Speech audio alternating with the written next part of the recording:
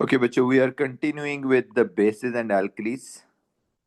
Previous class, we have gone through what are the alkalis, what are the bases, what is the difference between them, what are the properties, and what are the reactions. So अभी जो हम discuss कर रहे थे in the last class, वो हम कर रहे थे reactions of alkalis. उसमें एक रिएक्शन हमने alkali का किया था, that was reaction with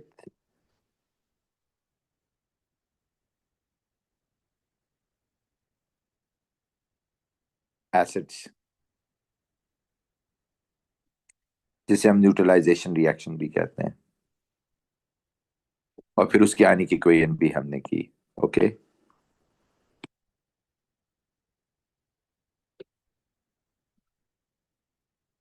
and we discussed ionic equation as well. Today we are going to see the second reaction. ये तो पहला था, दूसरा reaction.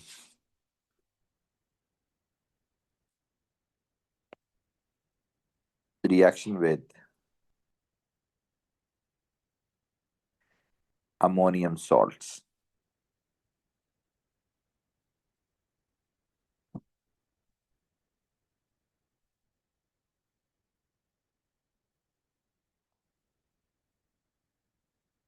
Reaction with ammonium salts.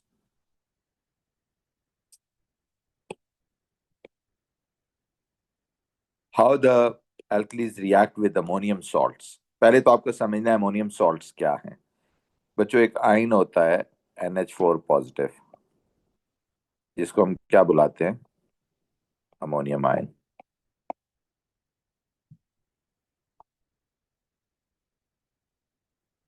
जिस भी सॉल्ट में ये प्रेजेंट होता है, दो तरह के सॉल्ट्स होते हैं, एक मेटल सॉल्ट्स होते हैं और एक अमोनियम सॉल्ट्स होते हैं, राइट.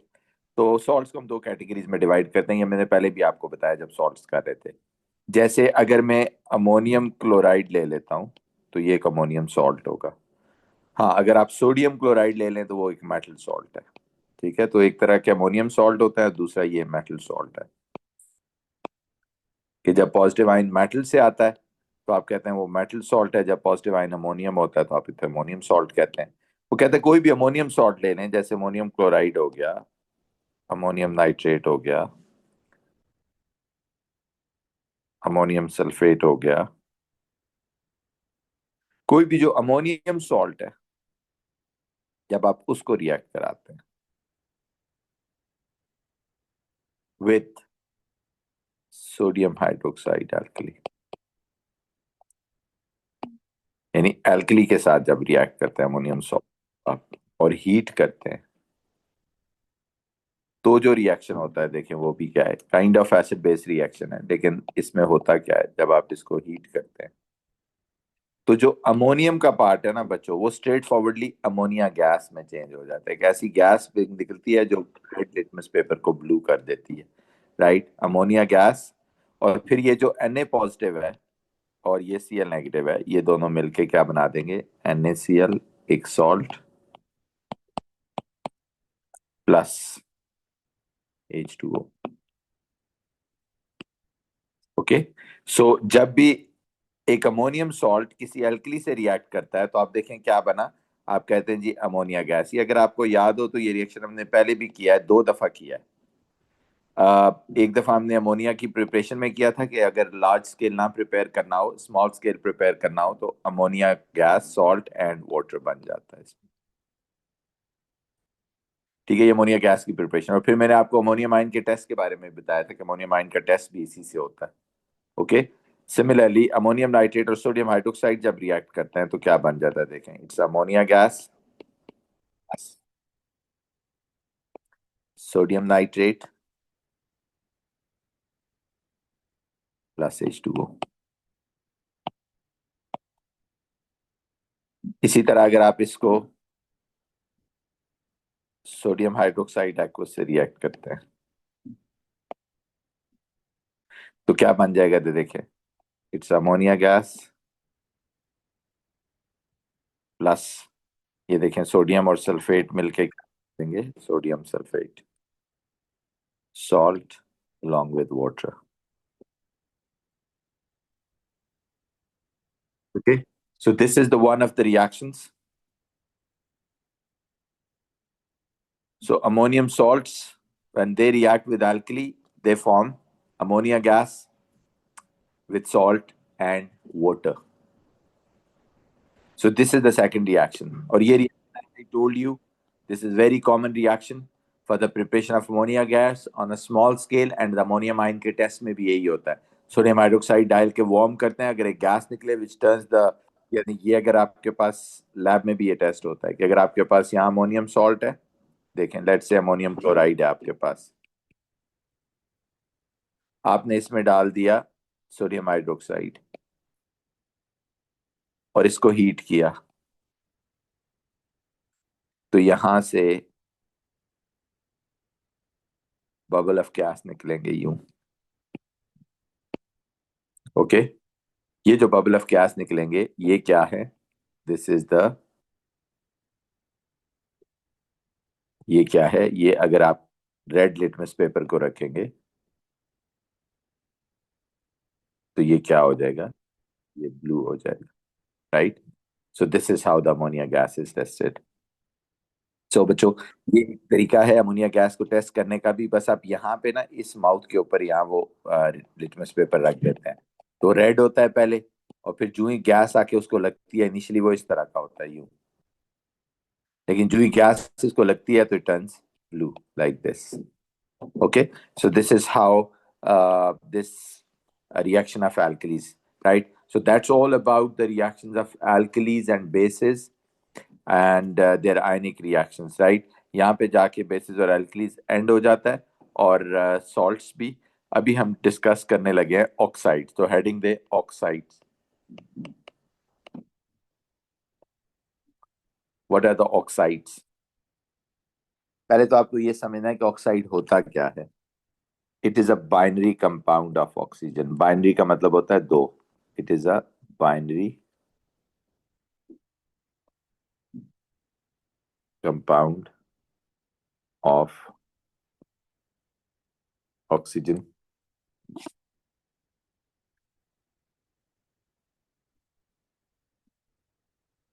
with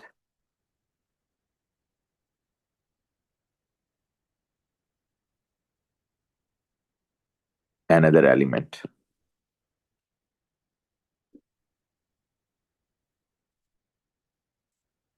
For example,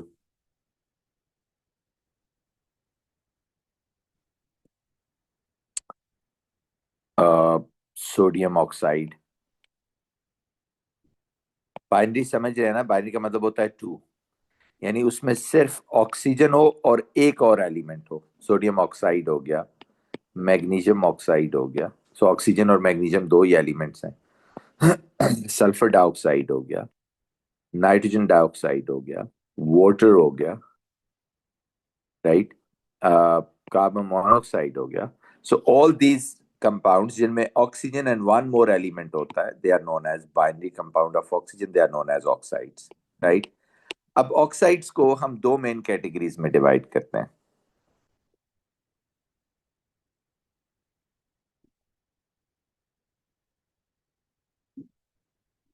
अगर आप गौर से देखें, अब जो दूसरा एलिमेंट है वो क्या हो सकता है? आप कहते हैं जी जरा पहले दो में देखें, ऑक्सीजन के साथ जो एलिमेंट अटैच है वो कौन है? वो मेटल है. नेक्स्ट जो चार देखें उनमें कौन है? नॉन मेटल है. तो आप कहते हैं जी दो मेन कैटेगरीज हैं. एक होता है कि जब मेटल हो साथ तो आप उन्हें कहते हैं मेटल ऑक्साइड्स. अगर दूसरा एलिमेंट नॉन मेटल हो तो आप उसे कहते हैं non metal oxide.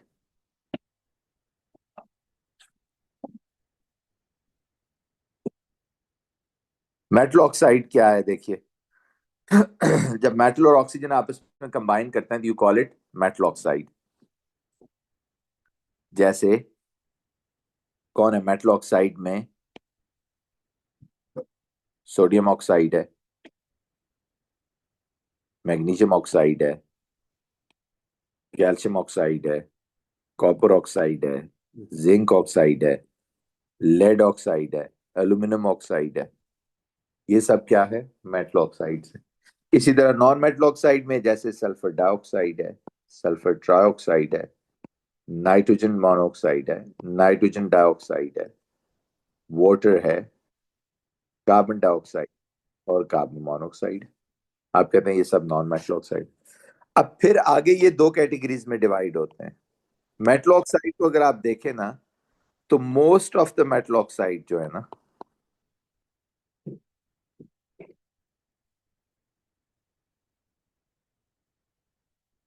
Are basic in nature.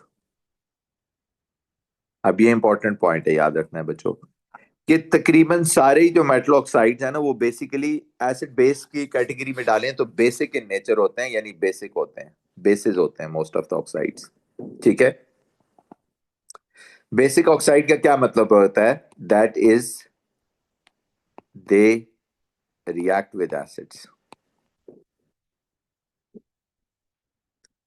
वो किससे रिएक्ट करते हैं? एसिड से रिएक्ट करते हैं। मिसाल के तौर पे मैग्नीशियम ऑक्साइड ले लें,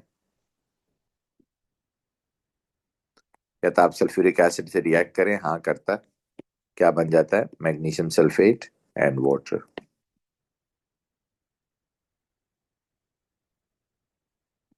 ये देखें, सॉल्ट एंड वाटर बना देता है। लेकिन अगर आप इसी मैग्नीशियम ऑक्साइड को किसी बेस यानी अल्कली से रिएक्ट करेंगे तो it won't react. Okay, no reaction. So जितने भी मेटल ऑक्साइड हम कह रहे हैं कि most of the metal oxides are basic in nature. Okay, and when they react with an acid, they form salt and water, though react with alkali or bases. Some of them, very few of them, बल्कि उनका नाम भी तीन है number में, तो आप कहते हैं very few metal oxides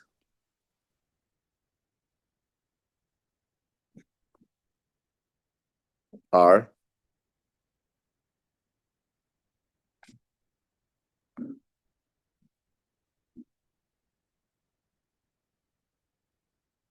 amphoteric.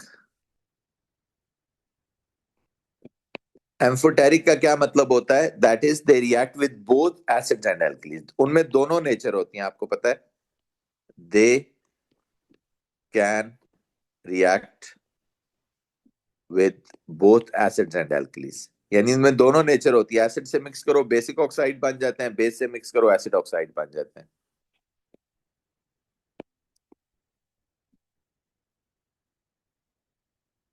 और वो तीन ही है, for example aluminium oxide, zinc oxide और लेड ऑक्साइड। ये तीनों ही हैं बच्चों। और उसमें बेसिक ऑक्साइड्स में अगर आप एग्जांपल दें तो सोडियम ऑक्साइड हो गया, मैग्नीशियम ऑक्साइड हो गया, और उसमें फिर एटसेट्रा एटसेट्रा और भी बहुत सारे हैं। ओके, बट इसमें तीन ही होते हैं इन टोटल। अब मैं इनकी इक्वेशंस ऑन पर्पस नहीं लिख रहा क्योंकि सिलेबस में नहीं है, बट आपको समझ आ गया। एम्फो का मतलब होता है दोनों, दोनों प्रॉपर्टीज होना, एसिड की भी और बेस की भी। अब आ जाते हैं non metal oxides. Non metal oxides भी बेसिकली दो कैटेगरीज में डिवाइड होते हैं बच्चों। एक वो कहता है जी कि most of the non metal oxide जो है ना, most of non metal oxide यानी सारे के सारे ही तकरीबन, और acidic in nature.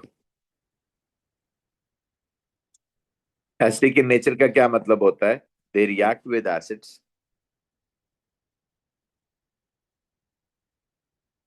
Sorry, they react with basis और एल्कलीज,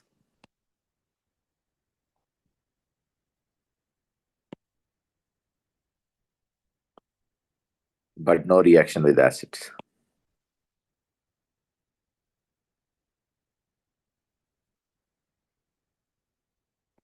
जैसे सल्फर डाइऑक्साइड हो गया, सल्फर ट्राइऑक्साइड हो गया, नाइट्रोजन डाइऑक्साइड हो गया, कार्बन डाइऑक्साइड हो गया, एटसेट्रा एटसेट्रा एटसेट्रा। लेकिन इन्हीं में से बच्चों कुछ ऐसे भी होते हैं, फ्यू नॉन मेटल ऑक्साइड, बल्कि मैं उनके नाम ही लिख देता हूं, इससे अलावा कोई नहीं है। फ्यू नॉन मेटल ऑक्साइड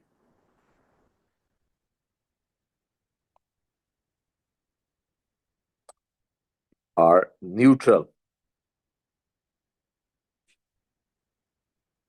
मतलब no reaction, that is do not react with acids and alkali.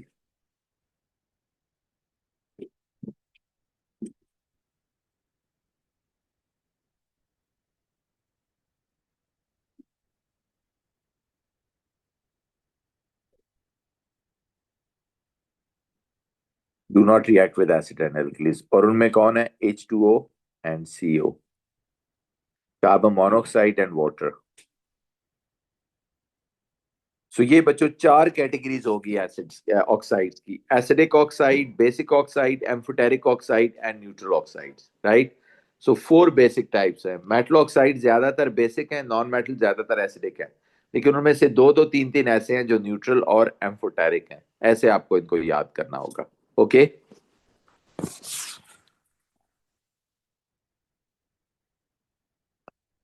तो that's all about the oxides बच्चों.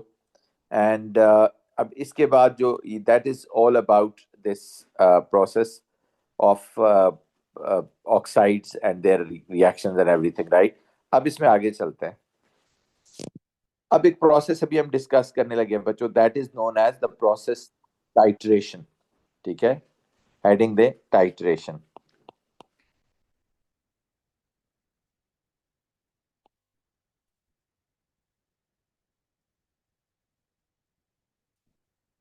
अब ये टाइट्रेशन का क्या प्रोसेस है, क्या फिनोमेना है, इसको थोड़ा बहुत हमने सॉल्ट्स की प्रिपरेशन में डिस्कस किया था, but now will go in details कि क्या इसकी पोजीशन है. ठीक है. अब ये प्रोसेस ऑफ टाइट्रेशन क्या है जरा समझिए. जो प्रोसेस ऑफ टाइट्रेशन है, अ, देखें for example,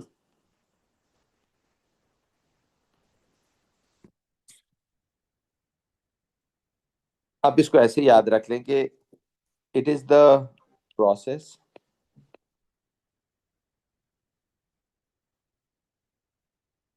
in which the concentration of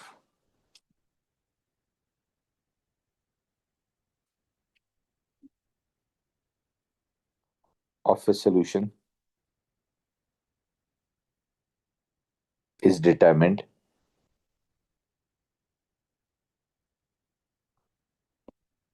by reacting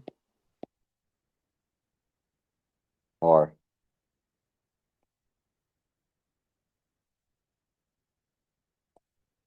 titrating it with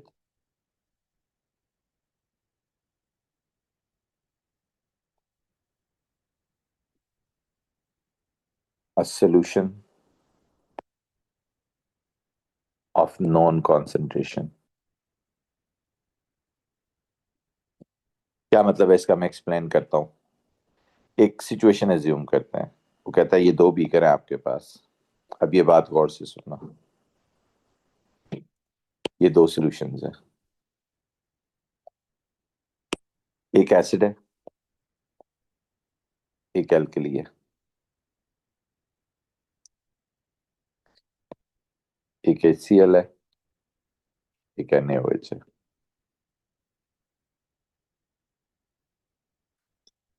मैंने आपको पढ़ाया हुआ है सोल्यूशन क्या होता है जो सॉल्यूट और सॉल्वेंट मिक्स करके बनाते हैं. ये जो एल्कली है ये सोडियम हाइड्रोक्साइड एक्वस है. ये सॉल्यूशन मैंने आपके सामने बनाया है और इसकी कॉन्सेंट्रेशन है बच्चों 1 मोल पर DM³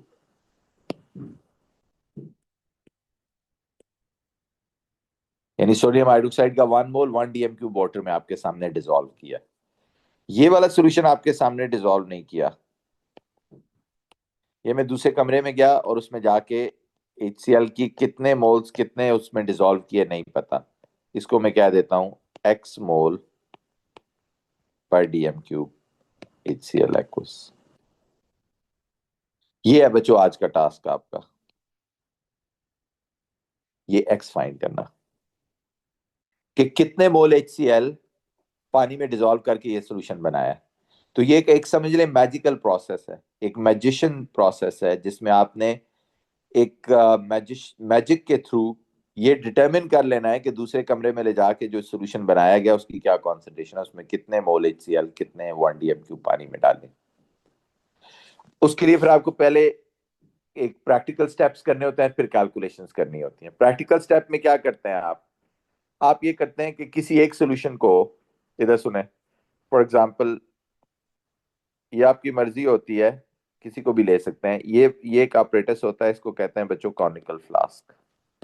अब एक खास सेट ऑफ ऑपरेटस चाहिए इस काम के लिए। कॉनिकल फ्लास्क में आपने सबसे पहले इस NaOH जो कि कॉन्सेंट्रेशन नोन है जिसकी, वो डाल दिया, और इसके लिए एक फिक्स वॉल्यूम यूज करते हैं, दैट इज 25 cm3, और एक फिक्स ऑपरेटस भी यूज करते हैं इसके लिए जिसका नाम है पिपेट। इस तरह का होता है वो। ये सारे सवाल वो आपसे करते हैं, यहाँ इसके ऊपर 25 लिखा होता है। तो ये जब आप इसको पिपेट को यहां तक भर दोगे तो ये ऑटोमेटिकली इसमें 25 cm3 आ जाएगा। वो आपने यहाँ डाल दिया बच्चों इधर। तो इस वक्त आपके पास आ गया in the conical flask 25 cm3 NaOH aqueous।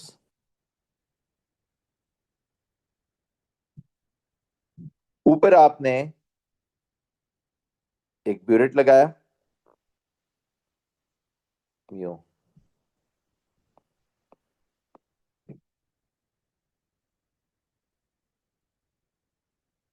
ये इसमें आपने ये वाला लिक्विड फिल कर दिया, यानी HCl, ये वाला जिसकी कॉन्सेंट्रेशन नोन नहीं थी। अब उसके बाद आप क्या करते हैं, यहाँ कॉनिकल फ्लास्क में एक और चीज डालते हैं, और वो होती है इंडिकेटर, फ्यू ड्रॉप्स। पहले मैं बता दूं ये इंडिकेटर होता क्या है, फिर मैं बताता हूँ इसका क्या वो होता है। इंडिकेटर का हेडिंग दें अलग से। ये खास केमिकल होता है, खास किस्म का सब्सटेंस होता है, the substance which changes color with the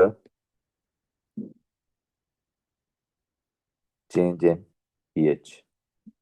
इसकी ये खासियत होती है कि जब ये pH चेंज होती है ना, ये अपना कलर चेंज कर लेता है, जिससे हमें इंडिकेट कर देता है कि क्या हो रहा है। मिसाल के तौर पे मैं कुछ एग्जांपल्स देता हूं। फॉर एग्जांपल ये देखिए, एक इंडिकेटर है ये, एसिड, एक एल्कली। अब जैसे एक इंडिकेटर है, मैं बताता हूँ, ये टेबल आपको बनाना होगा। मिसाल के तौर पे लिटमस है, ये एक इंडिकेटर का नाम है, लिटमस। ये जब आप इसको एसिड में डालोगे ना तो ये केमिकल का कलर रेड हो जाएगा, लेकिन जब आप उसी केमिकल को एल्कली में डालोगे तो इसका कलर ब्लू हो जाएगा। और नॉर्मली ये पर्पल होता है न्यूट्रल सॉल्यूशन के अंदर, या न्यूट्रल जगह पे।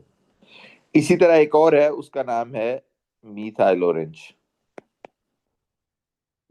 बहुत सारे इंडिकेटर है, हमारे सिलेबस में 3 है।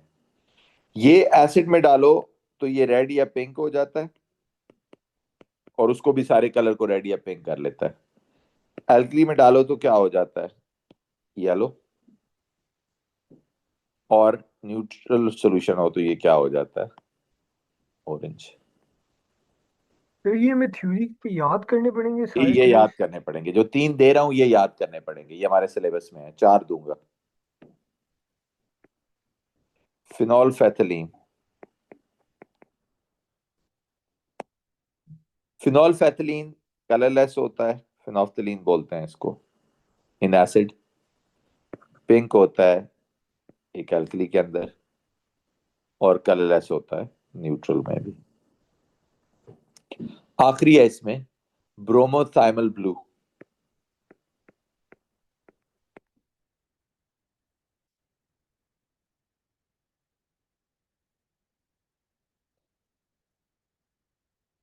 ओके, ब्रोमोथाइमल ब्लू क्या होता है,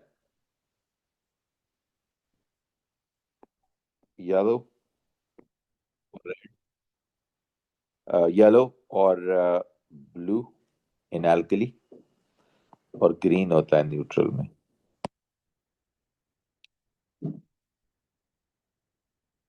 और एक होता है वो जो यूनिवर्सल इंडिकेटर है।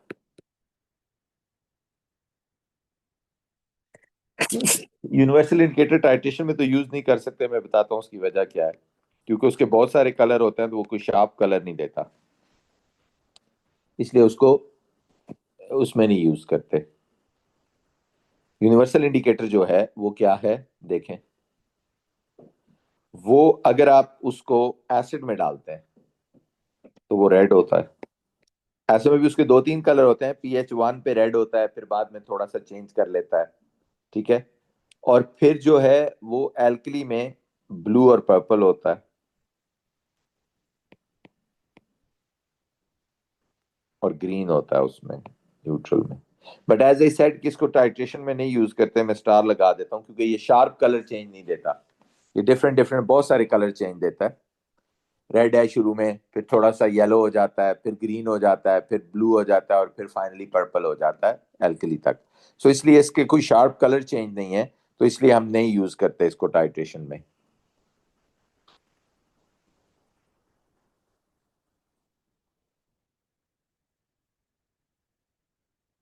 ओके, अब coming back to the original point जी, टाइट्रेशन हम कर रहे थे। ये सारे आपको जो मैंने लिखवाए हैं ये याद करने होंगे। ओके, या मैं लिख देता हूं, not used in titration as no sharp colour change.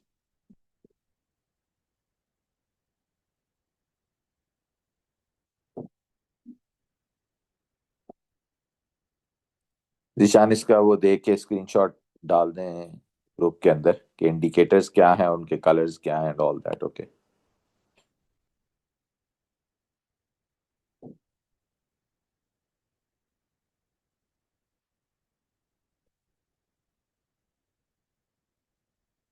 Okay, coming back to this. कहता है जी इंडिकेटर कौन सा डाला, लेट्स से हमने डाला मीथाइल ऑरेंज। बस कुछ ड्रॉप्स डालने होते हैं तो वो सारा कलर चेंज हो जाता है। अब मीथाइल ऑरेंज अभी हम पढ़ के आए हैं कि एल्कली में डालोगे तो क्या होगा। ये देखिए बच्चों, ये येलो होगा। तो आपका ये सारा सॉल्यूशन शुरू में क्या हो जाएगा, येलो हो जाएगा यूं। फिर आप क्या करते हैं बच्चों, ये आगे अब sodium hydroxide with we drop of methyl orange yellow. उसके बाद आप ऊपर से ब्यूरेट खोल देते हैं। तो ऊपर से जब आप ब्यूरेट को खोलेंगे तो ऊपर से जो सोल्यूशन आ रहा है वो इसके साथ रिएक्ट करेगा। आप कहते हैं हाँ ये रिएक्शन होगा, NaOH in the beaker coming from HCl from the top. तो ये जो पीछे हम पढ़ के आए हैं न्यूट्रलाइजेशन रिएक्शन होगा, सॉल्ट एंड वाटर बनेंगे। अब जूं जूं ऊपर से एसिड आता जाएगा, नीचे एल्कली को क्या करता जाएगा, टाइट्रेट करता जाएगा। जूं ही एल्कली खत्म होगी, सोल्यूशन न्यूट्रल होगा, तो आप कहते हैं हाँ मीथाइल ऑरेंज का कलर एकदम चेंज हो जाएगा। क्या चेंज होगा, आप कहते हैं जी मीथाइल ऑरेंज का कलर येलो से क्या हो जाएगा, ऑरेंज हो जाएगा। और अगर थोड़ा सा एसिड का एक कतरा आ गया तो पिंक हो जाएगा। सो यूजुअली ऑरेंज नहीं होता, वो एकदम पिंक हो जाता है। यानी आपका जो कलर चेंज है वो क्या होगा, वो ये होगा कि इनिशियली येलो है और फिर जाके वो पिंक हो जाता है। क्योंकि न्यूट्रल नहीं होता ना, ऊपर से एक कतरा ऊपर आता है तो एसिड बन जाता है solution. And that is called and point. And point मतलब यहाँ आपने ब्यूरेट बंद कर देना होता है, राइट। सो आपने यहाँ से ये जूं ही देखा और यहाँ जाके वॉल्यूम नोट किया, आपने कहा जी इतना वॉल्यूम यूज हो गया। और ये कितना था, लेट से 18.50 cm³ था। तो कितना HCl लगा, 18.50। टू न्यूट्रलाइज कितना NaOH, 25 cm³। वो कहते हैं जी ये प्रोसेस ऑफ टाइट्रेशन होता है। लेकिन क्या आप यहाँ रुक जाते हैं, वो कहते हैं नहीं रुकना नहीं है। यहाँ पे आपने इसकी 3 रीडिंग लेनी होती है, 3 कंकॉर्डेंट रीडिंग्स। क्या मतलब है कंकॉर्डेंट रीडिंग्स का, कंकॉर्डेंसी होती है कि जब इन दोनों के बीच, दो रीडिंग्स के बीच गैप 0.1 cm³ का हो जाए। ठीक है। फॉर एग्जाम्पल अभी आया 18.50। तो आप कहते हैं जी लेट से नेक्स्ट जो आ जाए वो हो जाए 18.40, तो दैट्स अ कंकॉर्डेंट रीडिंग, ओके, या 18.30 या 18.60। तो ये दोनों के बीच गैप कम से कम होना चाहिए, 0.1 या 0.2 का गैप हो तो आप कहते हैं कंकॉर्डेंट रीडिंग्स आ जाती हैं। तो आपने 3 कंकॉर्डेंट रीडिंग्स लेनी होती हैं और फिर उनका एवरेज ले लेना होता है। जैसे एक आया 18.50, लेट्स से आई अज्यूम, एक आया 18.30 और एक आया 18.00। तो आप कहते हैं इसको तो काट देते हैं, ये दूर है, ये दोनों पास पास हैं, इनकी एवरेज ले लेते हैं। एवरेज का मतलब है 18.30 plus 18.50 divided by 2 is equal to 18.40 cm cube is the average. Sir जी, सर ये कलर पिंक क्यों चेंज हुआ है? मतलब ये अगर एसिड और अल्कली दोनों न्यूट्रलाइज हो गए हैं तो फिर कलर तो कुछ और नहीं होना चाहिए? ऑरेंज होता है ना, लेकिन फिर क्योंकि ऊपर से एक कतरा भी एसिड का ऊपर आ जाए ना फालतू, आप एक्जैक्टली प्रिसाइजली वहां रुक नहीं सकते ना टेक्निकली, कि जब आप कर रहे होते हैं तो एक आध कतरा एसिड का गिर ही जाता है। जब वो एक आध कतरा एसिड का गिरता है तो वो सारे सोल्यूशन को थोड़ा एसिडिक कर देता है, इसलिए वो पिंक हो जाता है। Okay, okay. सो ये आपके पास बच्चों वॉल्यूम आ गया। सो नाउ इस प्रैक्टिकल वर्क के बाद हमारे पास ये आ गया कि 18.40 cm cube of HCl neutralises 25 cm cube of, ये स्टेटमेंट मैं यहाँ लिख देता हूँ, 18.40 cm cube of HCl neutralises 25 cm cube NaOH। Okay, अब आ जाते हैं कैलकुलेशंस के ऊपर। अगला पार्ट बच्चों कैलकुलेशंस का होता है। ये तो प्रैक्टिकल वर्क हो गया ना, अब आ जाते हैं कैलकुलेशंस के ऊपर। कैलकुलेशन के ऊपर बच्चों वो सीधे सीधे सवाल आपसे पूछते हैं और कंक्लूजन दे देते हैं। क्वेश्चन नंबर 1 कहता है how many moles of NaOH in 25 cm cube of 1 मोल पर डीएम क्यूब। वो कह रहा है जो 1 मोल पर डीएम क्यूब आपने यूज किया है NaOH का 25 cm क्यूब, ये जो 25 cm क्यूब NaOH लिया है ना हमने, जिसका वॉल कॉन्सेंट्रेशन हमें पता था 1 मोल पर, उसमें मोल्स बताने हैं। तो आप कहते हैं सीधा सीधा है N is equal to C into V over 1000 है। कोई बच्चा करे जल्दी से, 1 टाइम्स 25 ओवर 1000 कितना बनता है? 0.025, यही बनता है ना, या 0.25 बनता है?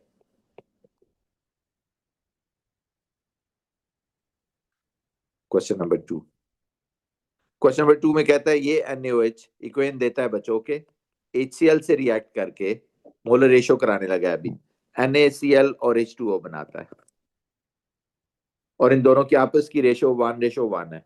तो फिर अगर NaOH के मोल्स नीचे 0.025 थे, यहाँ इधर किसके मोल्स थे? NaOH। तो ऊपर से जो HCl आ रहा है जिसने इसके साथ रिएक्ट किया है, उसमें मोल्स कितने होंगे? आप कहते हैं रेशो 1:1 है, तो फिर तो अंडरस्टूड है उसके भी इतने ही मोल्स होंगे, राइट? तो अगला सवाल वो ये पूछते हैं how many moles of HCl in average volume. वो जो एवरेज वॉल्यूम है जिसने NaOH को न्यूट्रलाइज किया है, जो कि अभी हमने निकाला है ऊपर, कितना है? 18.40 cm क्यूब, उसमें मोल्स बताओ। तो आप कहते हैं रेशो से ही निकालेंगे ना, रेशो 1:1 है, तो इसमें अगर 0.025 थे तो उसमें कितने हो जाएंगे? x is equal to 0.025 moles of HCl in how much volume? In 18.40 cm cube, जो कि एवरेज वॉल्यूम है। तीसरा सवाल और आखिरी सवाल होता है, ओके अगर आपके पास HCl का मोल्स आ गए हैं तो व्हाट इज कॉन्सेंट्रेशन? क्योंकि आपको याद हो हम कॉन्सेंट्रेशन ही ढूंढ रहे थे HCl की। What is the concentration of HCl? आप कहते हैं ये तो आसान हो गया, वही फॉर्मूला लगेगा, N is equal to C into V over 1000। तो C कितना है आप कहते हो तो फाइंड करना है, N नंबर ऑफ मोल्स कितने हैं? 0.025, और V कितना है? 18.40 ओवर 1000। तो देखें किसी के पास है कैलकुलेटर, चेक करें जरा, 0.5 1.356 इंटू 1000 ओवर 18.40 कितना आ गया? 1.3586 358 तो 36 mole per dm cube is the concentration of HCl. तो आप देख लो बच्चों, जो मैंने सोल्यूशन आपके सामने नहीं बनाया, आपने मैजिक प्रोसेस के थ्रू मुझे बता दिया कि आप दूसरे कमरे में गए और ये जो आपने HCl लिया वो 1.36 मोल्स आपने HCl के लिए और कितने पानी में डिसॉल्व कर दिए इन 1000 सेंटीमीटर क्यूब और 1 डीएम क्यूब वाटर में, राइट। तो हो गया ना मैजिकल प्रोसेस कि आपने एक ऐसा सोल्यूशन जो आपके सामने नहीं बना था उसकी कंसंट्रेशन बता दी, right. So this is how we solve it. और ये इस तरह की कैलकुलेशंस आती हैं हर एक P4 में यानी ATP में ये क्वेश्चन आएगा बच्चों, और यही एक तरीका होता है इसको करने का, राइट। कि आपके पास एक ब्यूरेट में होगा, एक कॉनिकल फ्लास्क में होगा, एक की कॉन्सेंट्रेशन नोन होगी, एक की अननोन होगी। जिसकी नोन होगी उसके मोल्स निकालने हैं, फिर रेशो से दूसरे के मोल्स निकालने हैं और फिर उससे उसकी कॉन्सेंट्रेशन निकाल लेंगे। That's a straight forward process. Will continue this, कल हम इसके क्वेश्चंस करेंगे बच्चों, राइट। Acid base